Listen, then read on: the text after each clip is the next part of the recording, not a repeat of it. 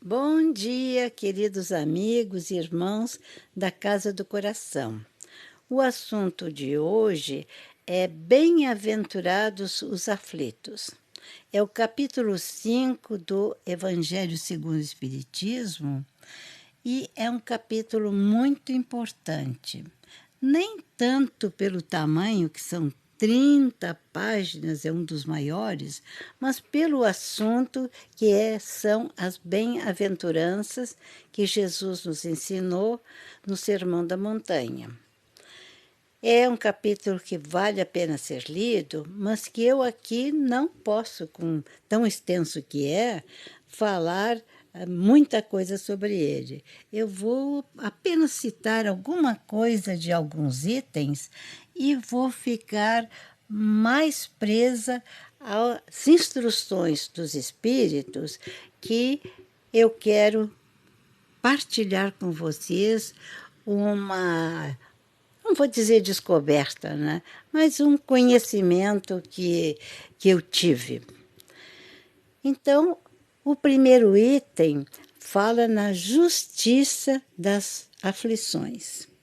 E começa dizendo que nós, os seres humanos, não temos, não vou dizer direito, mas a facilidade de termos uma felicidade completa, porque ainda somos muito falhos, tanto que moramos nesse planeta de expiação e provas.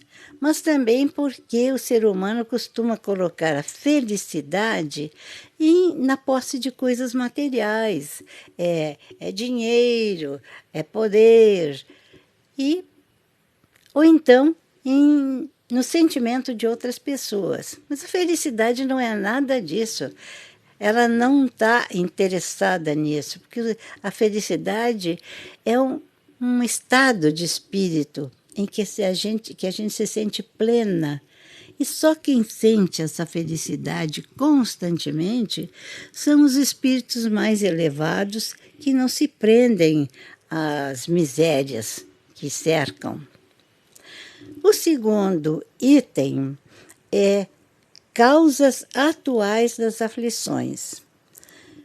As causas atuais das aflições não são difíceis de ver, apesar de muita gente se queixar de tudo, de todos e até de Deus, achando que Deus é que manda as aflições, que elas não merecem.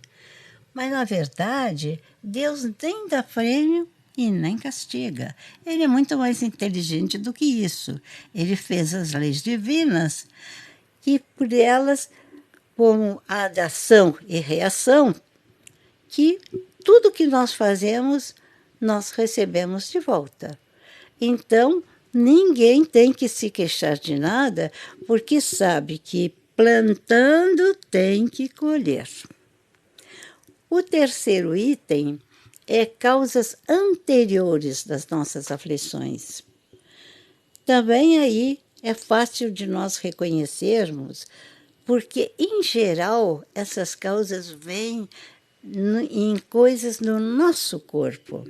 São doenças congênitas, doenças genéticas, autoimunes, defeitos no corpo, deformações e outras coisas que a gente vê que, se não são de causas atuais, então elas vêm como respostas a danos que nós causamos a outras pessoas, ou às vezes a nós mesmos, e que não foram reparados nas encarnações passadas e estão sendo cobradas nessa encarnação. O quarto item é esquecimento do passado. Muita gente é revoltada porque queria se lembrar de tudo o que aconteceu com elas, que por isso é que então elas estão sofrendo. Mas isso, na realidade, é uma bênção que Deus nos deu de nós começarmos essa encarnação com a mente livre, leve de lembranças do passado. Mas essas pessoas que estão reclamando isso, elas não sabem que tudo isso que elas queriam saber, quando elas deixarem o corpo carnal aqui, estiverem no umbral, elas vão lembrar e vão sofrer, às vezes, por mais tempo do que os anos em que elas viveram na Terra. O quinto item, motivo de resignação, é porque muitas pessoas, ao sofrerem, reclamam, se revoltam, acham que não merecem e perdem toda a aflição que passaram, todo o sofrimento. Porque a resignação é justamente o que nos dá o louvor, a graça, a validade, porque nós reconhecemos aí, com essa resignação, que nós somos devedores, que tudo que estamos padecendo, nós merecemos.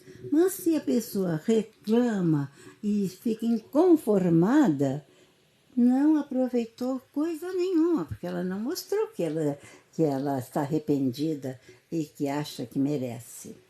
Então, quanto mais resignados nós sofrermos, mais nós vamos ter de ganho.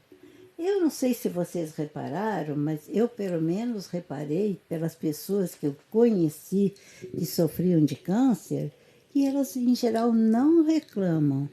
Passam aqueles tratamentos todos e não reclamam.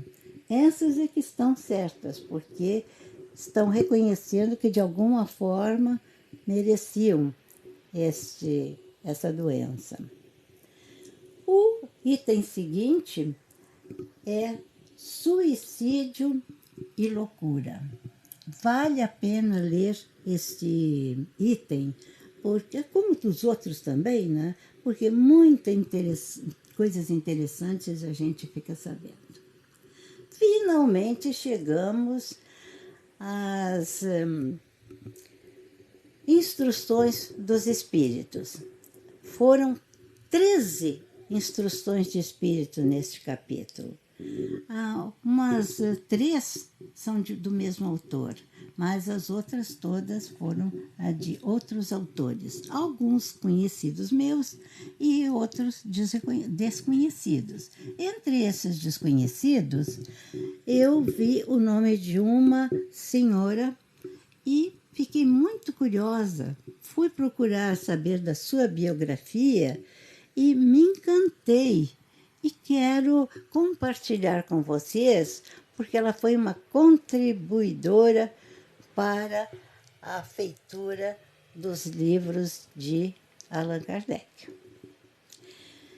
Trata-se de Delphine Guer, seu nome de solteira. Ela nasceu em 1804, na cidade francesa de Aix-la-Chapelle. E aí viveu até os 16 anos, quando a família se mudou para Paris. Delphine, nessa ocasião, era uma moça muito bonita, muito prendada, de forte personalidade e que já tinha publicado lá na sua cidade algumas poesias. Quando chegou em Paris, ela se dedicou a publicar poesias e crônicas em alguns periódicos da capital, mas com um nome, aliás, um pseudônimo masculino, porque nessa época era impossível eles aceitarem que uma menina de 16 anos fosse autora daquelas poesias e daquelas crônicas. Então, ela usava o nome de Visconde de Launay. Aos 18 anos, ela já ganhou um prêmio de literatura com o livro As Irmãs de Saint-Camille. Aos 20 anos, ganhou outro prêmio com o livro Os Contos da Velha Tia aos Seus Sobrinhos. Isso fez com que ela se tornasse uma celebridade e ela começou a frequentar, a convite das damas da sociedade aristocrática de Paris, para os salões de baile, salões de festas, saraus e reuniões literárias. A sociedade convidava a todas as celebridades no campo da música, da pintura e da literatura. E ela teve a oportunidade aí de conhecer uns colegas, Alexandre Dumas, Théophile Gautier, Honoré de Balzac, Victor Hugo e Alfred de Vigny. Este Alfred de Vigny também era escritor e ele e Delphine se apaixonaram loucamente. Mas não chegaram a casar porque Alfred queria exigir dela que deixasse completamente sua verve literária para dedicar-se inteiramente a ele. Com a personalidade que Delphine tinha e com a sua vontade de continuar sua produção literária, ela não aceitou e o romance terminou. Porém, Delphine amargou essa paixonite mal resolvida até o fim da sua vida.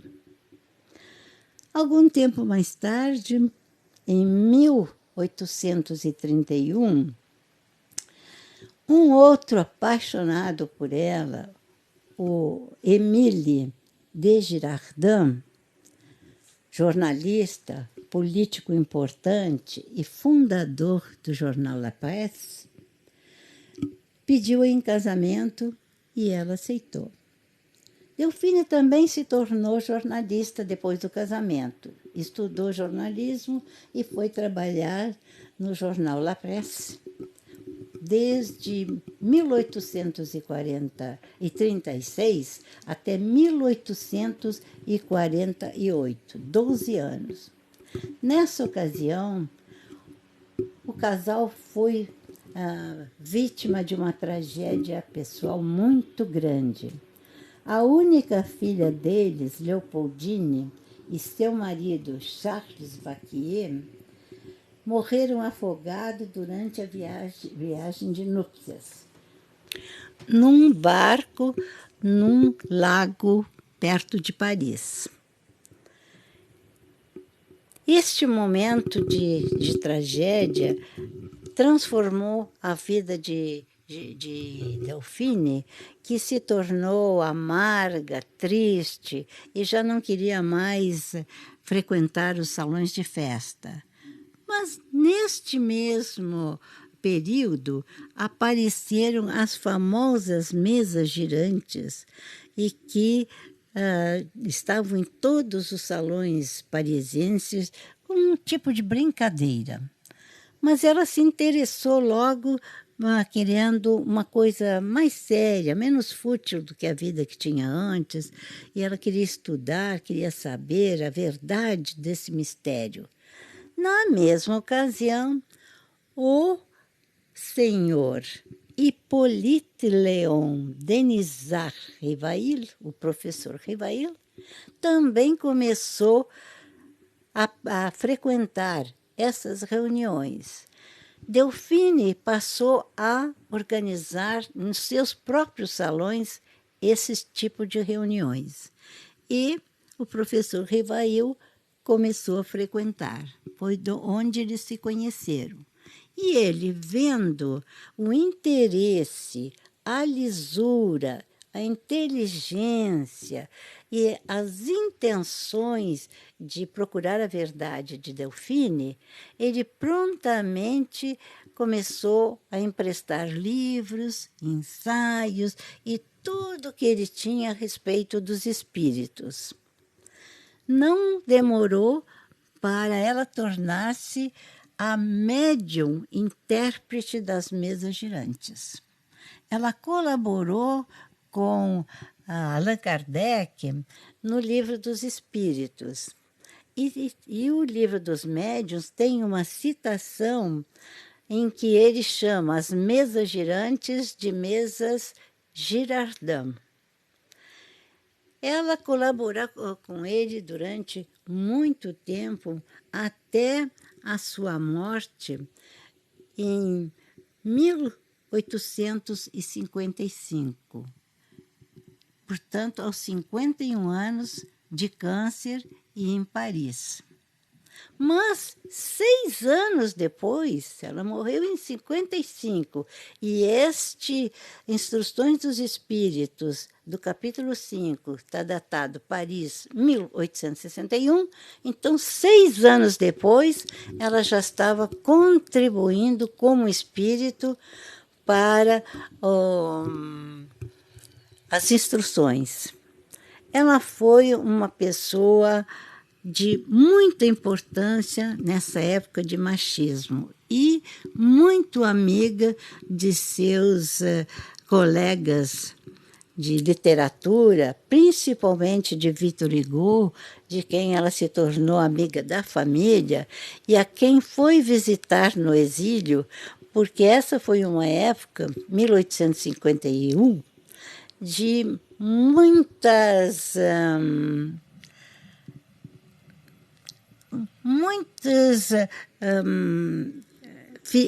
acontecimentos políticos que o governo exilou muitas das celebridades de literatura na ilha de São Michel e na ilha de Jersey. Ela contribuiu com a publicação de romances, dramas, comédias, algumas coisas até históricas, muitas poesias e com as famosas cartas parisienses. Teve uma vida muito profícua e foi uma médium muito conhecida em sua época. Eu gostei de conhecer tudo isso. Eu espero que vocês também tenham gostado e que não deixem de ler as instruções que ela deu, que se chama A Desgraça Real. São 2 páginas e existe até um vídeo que lê só uma vozinha muito bonita, uma moça lê essa contribuição dela no 5º capítulo.